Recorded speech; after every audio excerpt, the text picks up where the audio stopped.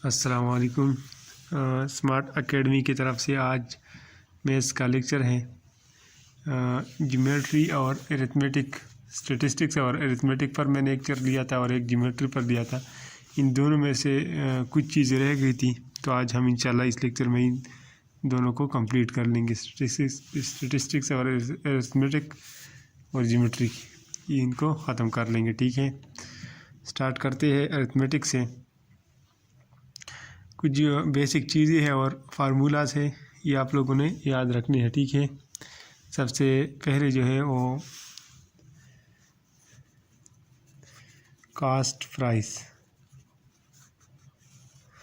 Cost price से क्या मुराद है? वह प्राइस जिस पर कोई शॉपकीपर कोई चीज़ ख़रीदता है, मतलब परचेस करता है। परचेसिंग प्राइस है ये, परचेसिंग प्राइस। ठीक हो गया। और दूसरा होता है selling price. Selling price, selling price क्या चीज़ है? वह प्राइस जिस पर कोई शॉपकीपर वो चीज़ बेचता है, आगे सेल करता है, मतलब सेलिंग प्राइस। ये कोई चीज़ आगे बेचता है, तो इसको हम सीपी से रिप्रेजेंट करते हैं, इसको हम एसपी से रिप्रेजेंट करते हैं। ठीक हो गया। अच्छा, वो प्रॉफिट, प्रॉफिट क्या है? प्रॉफिट तब होगा जब एसपी ये ग्रेटर हो जाएगा सीपी से। ठीक हो गया ये। और इसका फार्मूला क्या होगा? ये भी जाहिर बात है, प्रॉफिट का फार्मूला होगा एसपी माइनस सीपी, मतलब सेलिंग प्राइस से कास्ट प्राइस को हम माइनस करेंगे।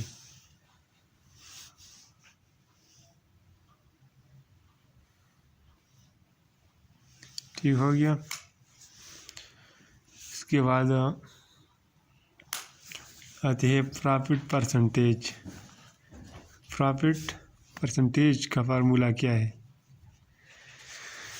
प्रॉफिट परसेंटेज का फार्मूला है प्रॉफिट मतलब जितना प्रॉफिट हुआ हो divide by cost price multiply by 100। ये प्रॉफिट परसेंटेज का फार्मूला है। इसके बाद है सेलिंग प्राइस। इसका फार्मूला क्या होगा? इसका फार्मूला है 100 plus gain percentage. Gain percentage, gain percentage से मुराद वही प्रॉफिट परसेंटेज है। ठीक हो गया, डिवाइड बाय 100। इसका इस तरह सीपी का भी फार्मूला है, मतलब सेलिंग प्राइस कास्ट प्राइस। ये आप लोगों ने याद रखने हैं। ठीक है, 100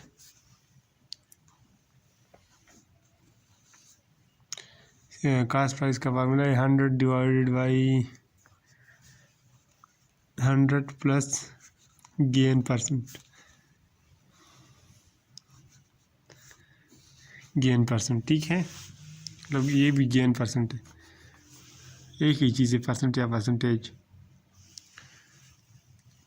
और गेन परसेंट। अच्छा, इधर वो भी है, इधर एसपी मल्टीप्लाई होगा और इधर सीपी। ठीक हो गया। उसके बाद आते हैं कि लॉस क्या होता है। लॉस क्या होता है? जब एसपी कम हो सीपी से। और इसका फार्मूला क्या है? Loss is equal to CP minus SP. ठीक हो गया। सेलिंग प्राइस जब कम हो और कास्ट प्राइस ज़्यादा हो तो इसको, इसमें जितना डिफरेंस है इसको लॉस बोलते हैं।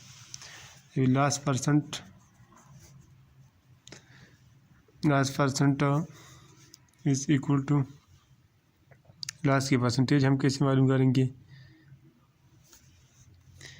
लॉस डिवाइडेड बाय, मतलब जितना लॉस हुआ हो कास्ट प्राइस सीपी और मल्टीप्लाई बाय 100। ये लॉस परसेंटेज का फार्मूला हो गया।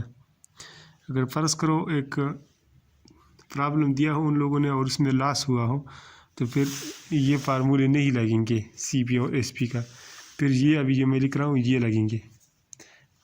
इसके लिए अलग अलग फार्मूला है, ठीक है। जब इसका फार्मूला है 100 minus loss percent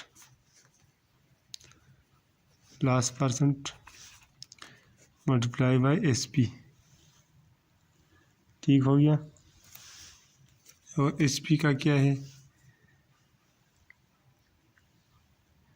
100 minus loss percent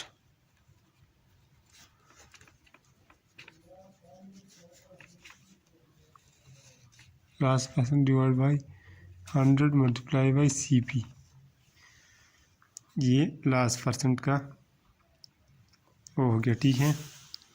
ये कुछ बेसिक फार्मूले थे जिनके जो आप लोगों ने याद रखने, ये देख ले पूरा, ये अरिथमेटिक और स्टैटिस्टिक्स की रिलेटेड से थी, ये आप लोगों ने याद रखनी है।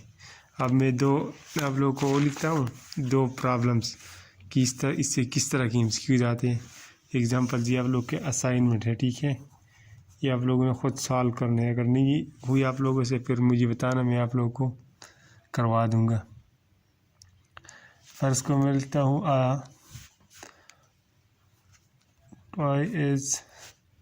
toy is sold for Rs 6 8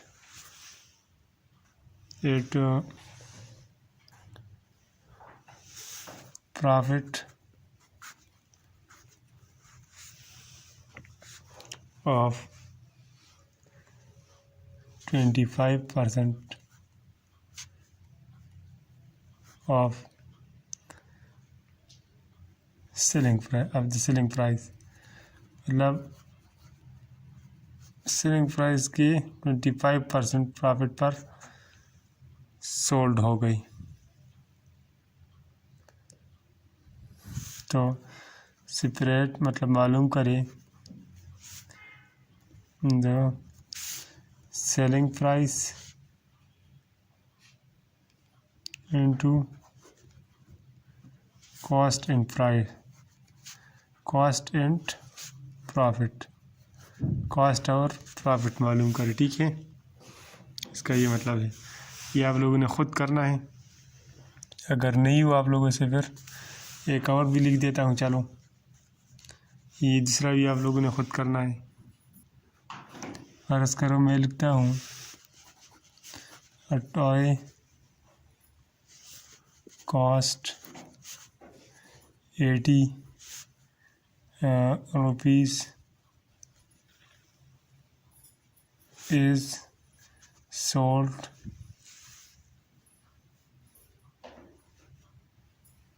at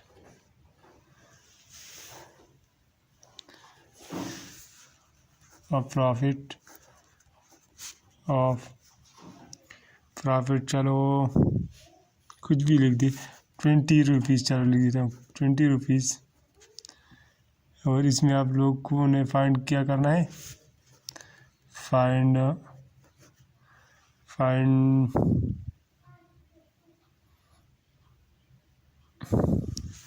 चलो प्रॉफिट परसेंट मालूम कर लो, प्रॉफिट परसेंट। इसको प्रॉफिट परसेंट भी कहते हैं और रेट ऑफ प्रॉफिट भी कहते हैं, ठीक है। रेट ऑफ प्रॉफिट या प्रॉफिट परसेंट, ये दो आप लोगों ने खुद करने, ठीक है। ये तो अरिथमेटिक और स्टैटिस्टिक्स से थे। अब ज्योमेट्री में कुछ चीज़ें रह गई थी। ज्योमेट्री की जो सबसे पहली चीज़ है वो पॉइंट की डिफिनीशन आप लोग को आनी चाहिए कि पॉइंट क्या होता है। पॉइंट से मतलब ये इस तरह डॉट, इसकी डिफिनीशन है mark of exact position,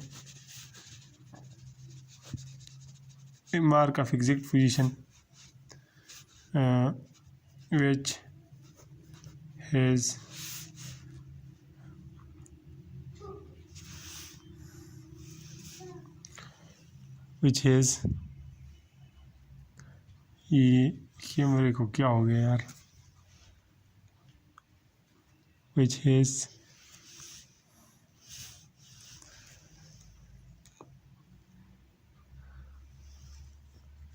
mark of exact position which is exact location,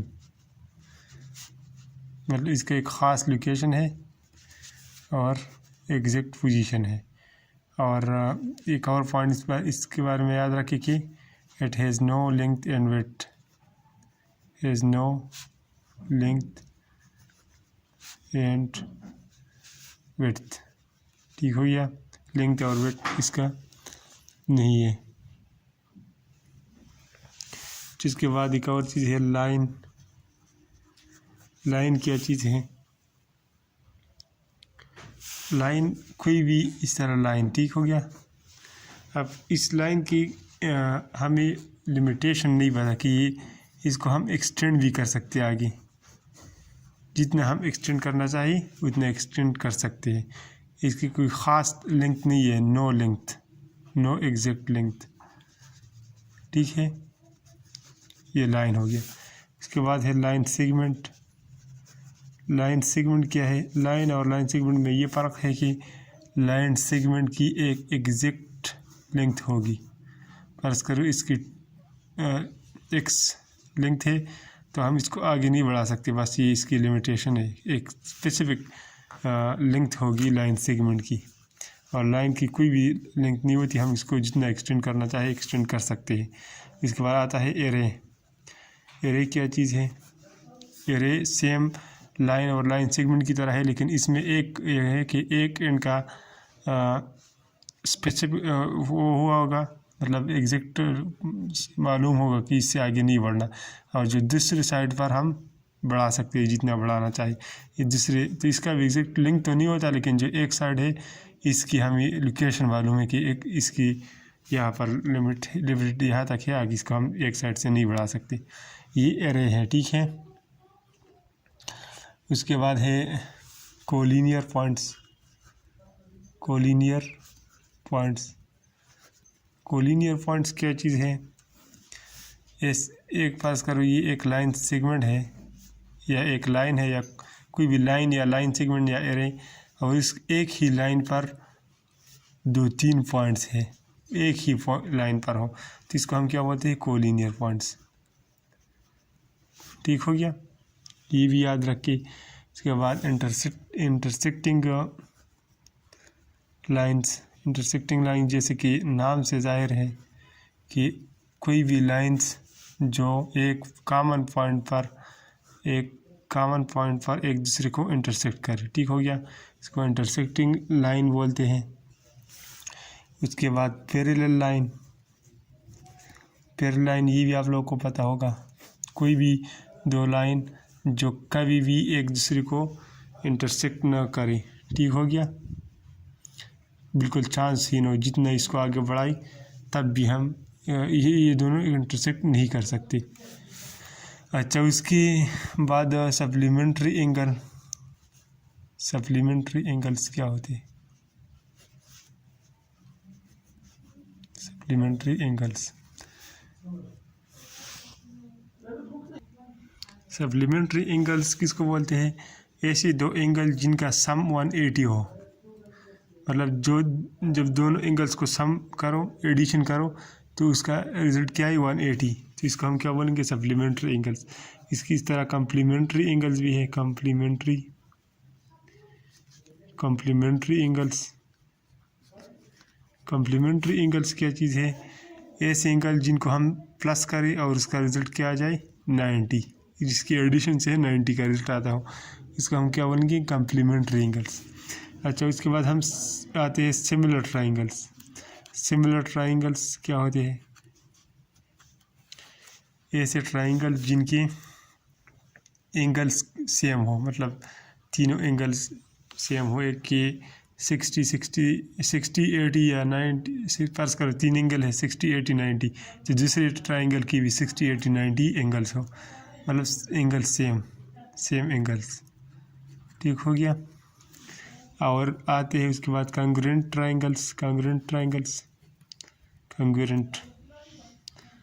congruent triangles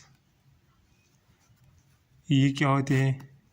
ऐसे ट्राइंगल जिनकी साइड्स भी सेम हो, साइड्स की लेंथ सेम, एंगल्स